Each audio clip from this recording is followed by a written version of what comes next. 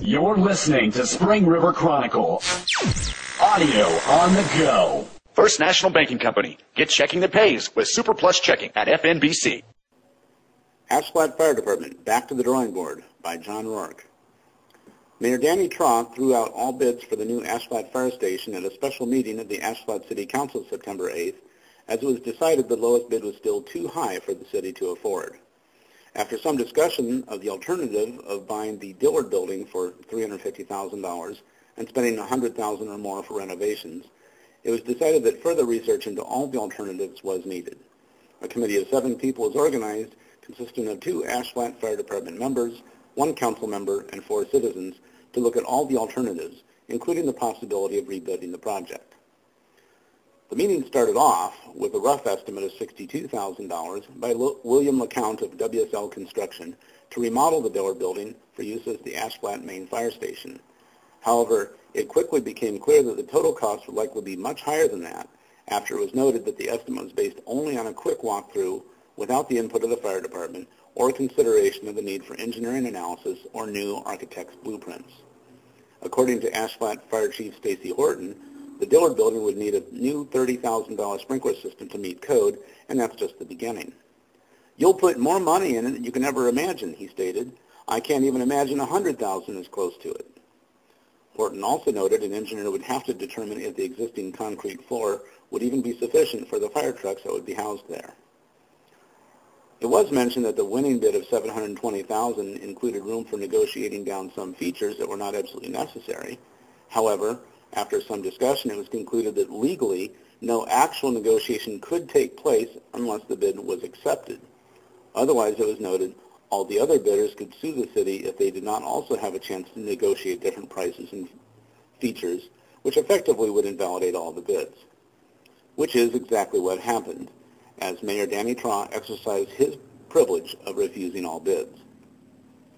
The discussion continued, however, as to what the actual budget ought to be for a new main fire station.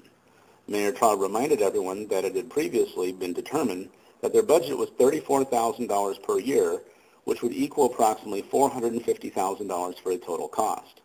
While the cost was initially estimated at $400,000 3 years ago, according to Mayor Trott, Glenn Allen, the lowest bidder, said he gave a rough estimate of $650,000 2 years ago. After another question was asked if a new blueprint could be drawn up for a station with a target of $400,000, Chief Horton gave an example of smaller stations in Jonesboro that cost over $550,000, and that was 5 years ago. Firefighter Jared Allen also informed the group that this fire station was already designed with only the basics. "There's nothing in it that can really be cut out. We built the bays the size to fit the trucks that we have," he continued. "We have the living quarters. It's nothing fancy. It has a little kitchen. It has bedrooms. It has living space there. It has a meeting room, and we have offices up front. What is there to cut out?" "So if you're planning to take a new building and trying to cut it down in size," he said, "it's cut down in size. We've already done that. It's just the cost of things today. It just costs that much to build. There's handicap codes. There's fire codes. There's things that have to be met that drives the cost up," Jared concluded. The question was then asked, what were the negotiated items going to be then? Jared answered, all that was going to be negotiated were the generic spec book things, where they'd thrown in the exhaust system that was $20-something thousand that didn't need to be in place. Another example was that the architect drew in a storage floor of the living quarters that had to be designed with a floor truss and finished flooring. Those things could be cut out. Those are things the engineer and the architect drew in. They should be eliminated, Jared said. That wasn't stuff that we drew in. That was stuff they drew in from the generic spec book they had for commercial jobs, because there wasn't enough time to sit down and go over every electrical plug, every little detail, before you all needed the bid. So it was bid out with terms to negotiate to cut those things out later.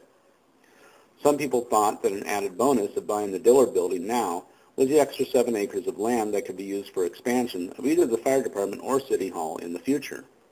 It turns out, however, that any expansion, at least for the fire department, would come in the form of new substations at other locations, not an expansion of the main station.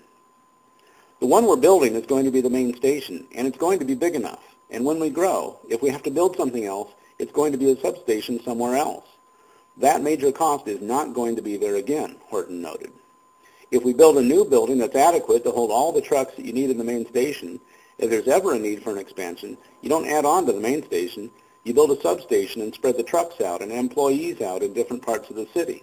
That will lower your ISO rating, which will then save citizens money on their home insurance. In the end, the question remains, what now? Horton says that he's staying right where he is for now. We'll stay right here for 5 years if we have to, until we can raise enough money to build a new fire station or find a suitable location. We made this way too big. We're going to have to concentrate on one thing at a time. My main concern is a fire station. I'm not going to do it again. I need to get back to being the chief of the fire department. Form a committee. Get this thing taken care of. At that point, the City Council agreed to form the committee, which consists of Ash Flat Fire Chief Stacy Horton, firefighter Robert Simers, Ash Flat City Council member Gerald Leslie, and citizens Brenda Baldridge, Rob Driesel, William J. LeCount, and Joey Stender. LeCount has said he will not bid on any of the work for this project. Despite the sometimes contentious points, several people pointed out that the Ash Flat Fire Department is among the best, and a new fire station is clearly needed. Also, that the mayor's efforts are appreciated to get the best fire station for a price the city can afford. In less than a week, the committee has already met twice and will have its recommendations as soon as possible for the best path forward. Thanks for listening to Spring River Chronicle Audio on the Go. Be sure to subscribe to the paper and check us out online at myspringriver.com.